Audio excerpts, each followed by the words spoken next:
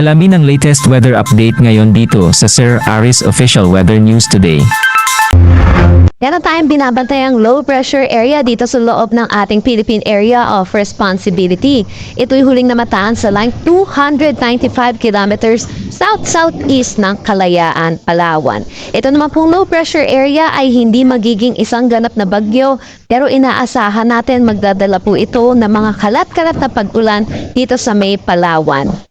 Itong low pressure area natin ay nakapaloob sa tinatawag nating ITCC or ang Intertropical Convergence Zone na nakakapekto dito sa may Palawan at Mindanao. Samantala, meron pa rin naman tayong easterlies or yung mainit at malinsangan na hangin na nanggagaling sa dagat Pasipiko na umiiral dito sa Luzon pati na rin sa nalalabing bahagi ng Visayas.